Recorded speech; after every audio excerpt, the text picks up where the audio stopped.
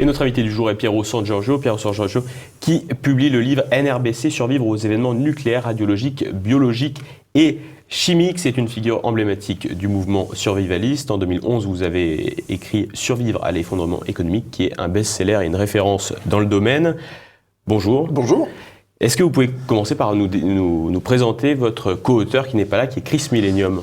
Alors j'ai l'immense plaisir de coécrire ce livre avec Chris Millennium, qui est l'ancien chef de la cellule NRBC du GIGN en France, donc qui est ce prestigieux groupe antiterroriste de la gendarmerie nationale, et qui a une réputation particulière d'excellence au niveau international dans tout ce qui est nucléaire, radiologique, biologique, chimique, non seulement en cas d'accident et en cas d'attaque, mais aussi, bien sûr, chose que l'on ne souhaite pas, c'est évidemment dans les cas d'événements terroristes. Alors votre livre, c'est un livre assez pédagogique, on peut voir dedans, il y a des schémas. Il est divisé en deux parties. D'un côté, il y a les risques, l'explication des risques, donc qu'est-ce que c'est qu'une attaque nucléaire, qu'est-ce qu'il y a comme risque d'attaque chimique.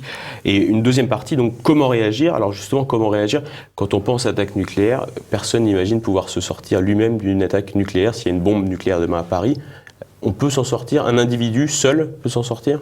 C'est vrai que dans ces domaines, nucléaires aussi bien que les autres, disons que la culture ambiante véhicule des mythes qui sont souvent propagés par le cinéma et qu'on a admis comme étant généralement totalement néfastes et qu'il n'y aurait aucun moyen de se sortir d'une guerre nucléaire, d'un attentat chimique ou d'un accident du type Tchernobyl en France ou en Europe. La réalité, lorsque l'on découpe ces mythes au scalpel et qu'on regarde un petit peu la réalité de la physique qui est en jeu, mais aussi la réalité des comportements que l'on peut mettre en œuvre à titre bien sûr individuel, mais aussi familial et aussi au niveau d'un quartier ou d'une commune ou d'une collectivité, eh bien on se rend compte que la réalité elle est beaucoup moins grave à partir du moment où on a une bonne compréhension de ce qui se passe, à partir du moment où on a les bonnes attitudes et les bonnes actions que l'on met en place, à partir du moment où on a compris ce qui se passe, et puis un minimum de connaissances et vraiment un minimum de matériel pour, ne serait-ce que par exemple, colmater les embrasures des vitres ou des fenêtres si il devait y avoir un problème chimique par exemple. Dans le cadre de l'attaque nucléaire, et on décrit dans ce livre tout ce que cela implique, alors ce n'est pas juste un grand flash de lumière et beaucoup de chaleur, parce que si vous êtes trop près, là il n'y a rien à faire. Mais si vous êtes loin de l'épicentre et que effectivement votre souci ce sont les retombées radioactives, eh bien on se rend compte que c'est assez simple. Mais concrètement, il faut fermer les yeux et fuir? Alors évidemment, le jour où vous voyez une très grande lumière, soit vous êtes mort, soit effectivement il vaut mieux l'éviter, parce qu'effectivement la luminescence très forte peut brûler votre rétine.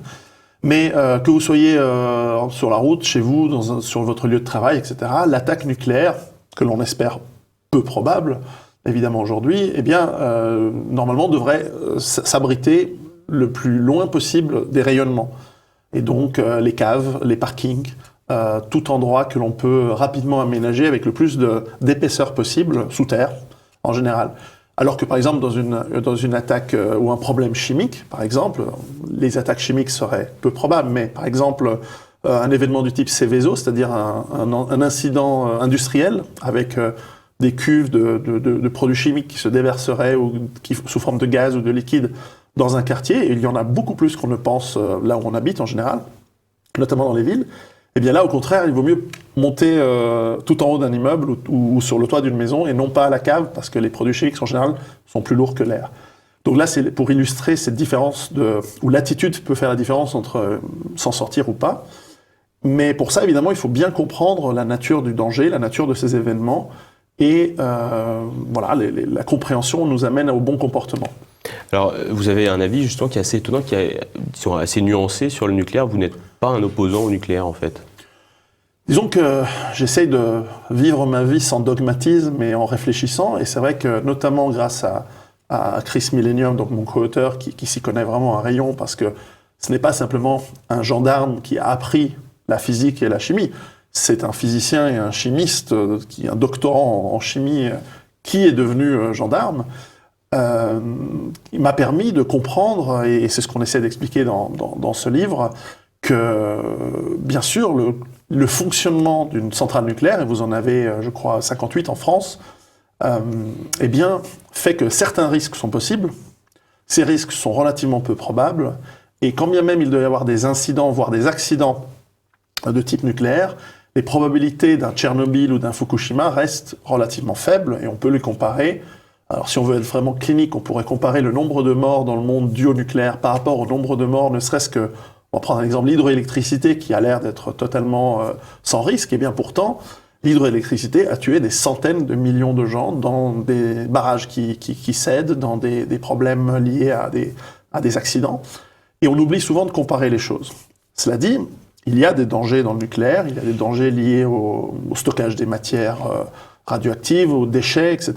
Et puis, il y a le risque, effectivement, d'accident qui est, en tout cas en France, en tout cas en Europe, relativement faible, surtout à des grandes distances.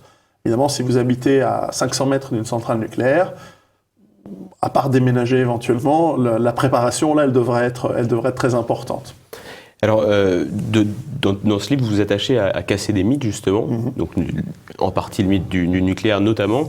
Et pour vous, quelle serait justement la menace, dans ces menaces radiologiques, nucléaires, biologiques, chimiques, quelle serait la menace la plus importante et la plus grave, et quelle est celle à laquelle aujourd'hui nous sommes le plus exposés en Europe et en France particulièrement? Alors, il y a deux menaces qui sont à la fois globales et extrêmement lourdes de conséquences. C'est bien entendu la guerre nucléaire, que l'on espère être relégué dans l'histoire de la guerre froide, mais malheureusement, les événements actuels nous rappellent au risque. Évidemment, une guerre nucléaire serait catastrophique. Ce ne serait pas l'extermination de toute vie sur Terre, et encore moins l'extermination des hommes, des humains.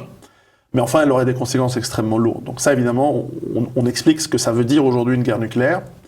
Mais espérant que nos dirigeants sont raisonnables, elle reste peu probable. Le deuxième événement extrêmement dangereux serait l'émergence d'un virus, sans aller dans des choses exotiques comme l'Ebola, ou typiquement, effectivement, qui sont extrêmement violents, extrêmement spectaculaires et dangereux. Ce serait un virus du type grippe, comme la grippe espagnole de 1918-1919, qui peut nous arriver dessus à chaque saison, à chaque automne. Nous avons la grippe saisonnière. Rien n'exclut qu'un jour, cette grippe saisonnière soit particulièrement virulente et particulièrement mortelle. Et à ce moment-là, par la capacité de propagation d'une grippe de ce type, dans un monde extrêmement connecté, avions, transport public et économie globalisée, la propagation et la mortalité seraient simplement catastrophiques, avec des effets en chaîne sur les logistiques, le fonctionnement de notre économie. Alors là aussi, la probabilité reste faible. Nous sommes dans des pays qui, pour l'instant, ont encore l'hygiène et la capacité médicale à traiter assez rapidement les premiers cas. Mais et d'ailleurs nous interviewons dans le livre des spécialistes de maladies émergentes et de maladies tropicales, par exemple, qui disent et qui mentionnent, et voilà, ça nous paraît peu probable, mais si ça devait arriver, ce genre de risque ce genre d'événement serait catastrophique à l'échelle humaine. Mais là aussi, nous pouvons nous préparer, nous pouvons avoir les bons réflexes et des préparations qui coûtent rien. Ce n'est pas de construire un bunker, ce n'est pas d'avoir une tenue de protection chimique ou biologique de niveau 4, comme elles sont spécifiées. Mais de bien comprendre que, par exemple, le jour où vous avez beaucoup de malades, par exemple, c'est pas le moment d'aller à l'hôpital parce que c'est là où vous allez probablement être contaminé. Au contraire, il vaut mieux rester chez soi. Et ça, c'est pour les risques qui sont vraiment avec une incidence majeure dans le monde. Donc le nucléaire, les virus sont les deux premiers risques. Et justement, sur le nucléaire, on parle souvent de l'Iran et de la Corée du Nord. Est-ce que c'est les deux principaux pôles de risque pour l'Occident, en tout cas pour la France, de risque nucléaire? Est-ce que c'est vraiment l'Iran, surtout la Corée du Nord, et qui pourrait poser, soit en France ou ailleurs? Est-ce que c'est les deux seuls pays qui seraient susceptibles d'utiliser cette arme? Alors, pour la France, quand bien même ces pays, avec leur politique qui est la leur, souhaiteraient utiliser ces armes, il faut savoir que d'abord, c'est loin de la France, heureusement pour nous tous. Ça ne les intéresse pas beaucoup. A priori, pulvériser Paris, ce ne serait pas tellement dans l'intérêt de la Corée du Nord. D'autant que ces armes sont souvent des monnaies d'échange, c'est-à-dire que aujourd'hui un pays qui utiliserait son arme nucléaire aurait pratiquement la garantie d'être pulvérisé à son tour, et donc nous avons cet équilibre de la terreur qui continue, notamment entre Inde et Pakistan, entre Israël et Iran, entre Corée du Nord et les États-Unis qui défendent la Corée du Sud. En revanche, il y a un risque un peu plus sérieux qui a commencé à émerger ces dernières années quant à l'utilisation potentielle des États-Unis d'armes nucléaires de manière en première frappe contre leurs concurrents ou contre leurs adversaires que pourraient être, par exemple, la Chine ou la Russie. Ça paraît déraisonnable de leur part de le faire.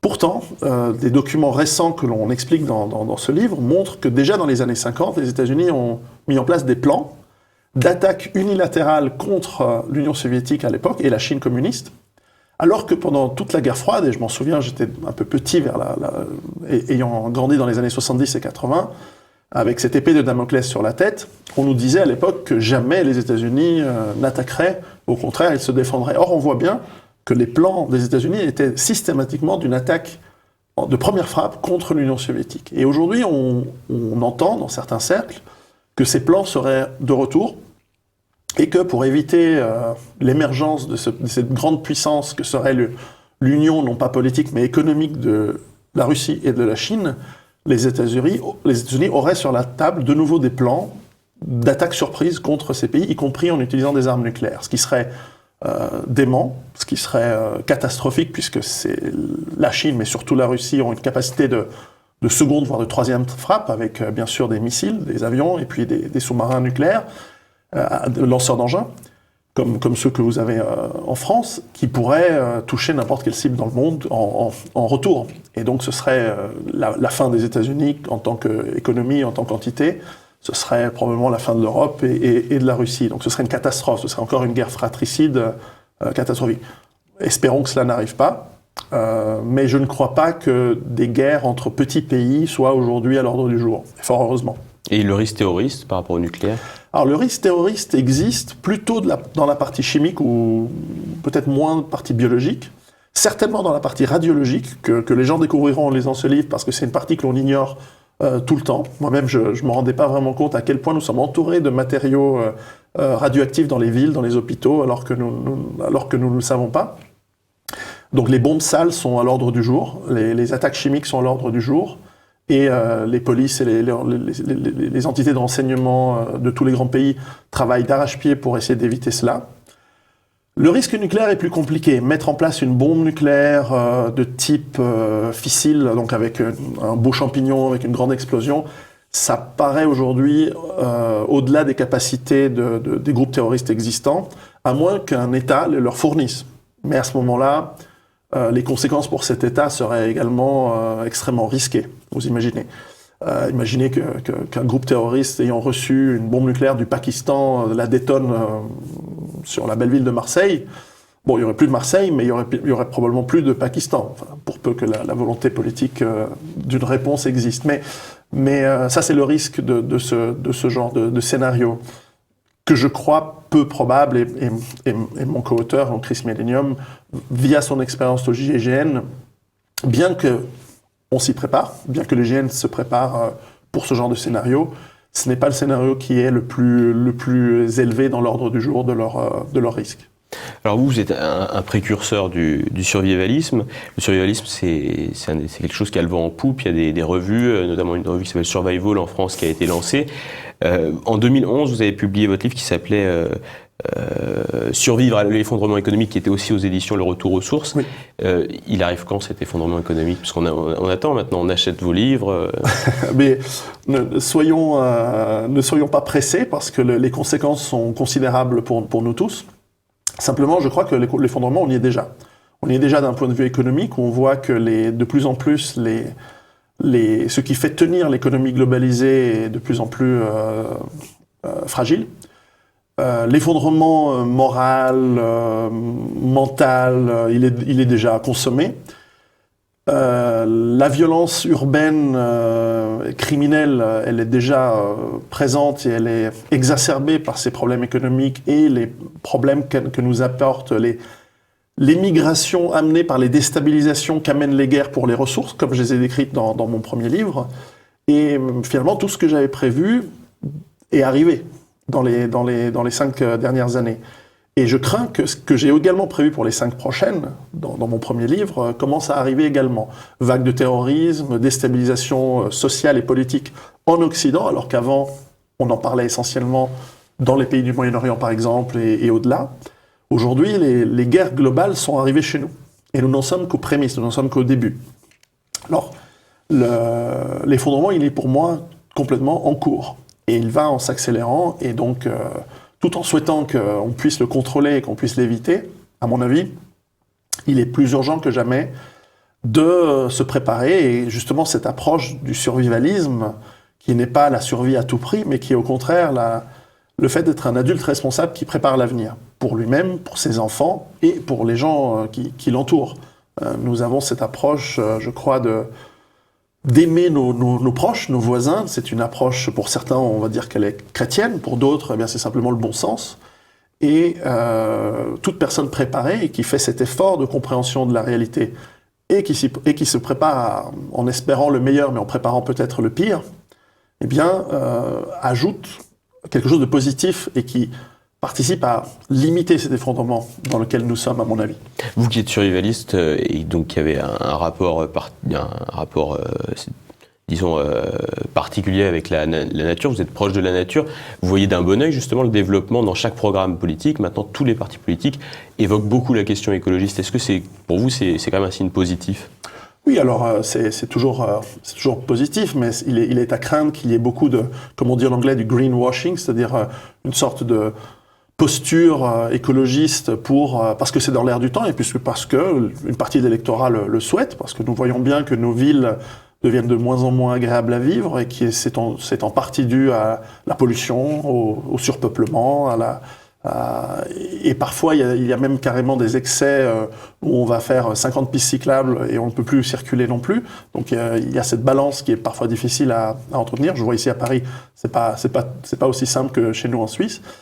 Mais je crois que plus important, c'est que les citoyens, les individus, font une démarche de plus en plus forte vers un retour, peut-être pas à la terre, mais un retour à la nature, ne serait-ce que ponctuel le week-end, pendant les vacances. Je vois de plus en plus effectivement le succès de magazines comme Survival, qui est très bien, qui est un excellent magazine, et d'autres magazines qui parlent de nature, de camping, etc. On le voit en poupe, parce que les gens finalement retrouvent leurs instincts, leurs racines, que sont ceux de l'espèce humaine depuis 99,9% de notre histoire, de vivre dehors, de vivre en contact avec l'air pur, les arbres, le sol, et l'herbe, et manger local, manger de saison. Et si c'est ça, être écolo, tant mieux. Mais pour moi, c'est pas une posture, c'est quelque chose de nécessaire, de vital. Merci Piero Sangiorgio. Alors, une dernière question, c'est quoi votre prochain ouvrage ? Alors, le prochain ouvrage sur lequel je travaille, j'aime pas trop en parler, je vais pas trop en parler en détail, mais ce sera sur la gestion de l'angoisse et de la peur. Beaucoup de mes lecteurs me disent, grâce à vos livres, je me prépare. Vous avez changé ma vie. Bon, c'est beaucoup d'honneur, mais maintenant, j'angoisse un petit peu. Oui.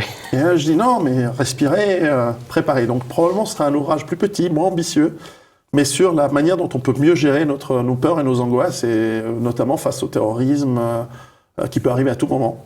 Je pense que c'est nécessaire de remettre les pieds sur terre et justement d'apprendre à respirer.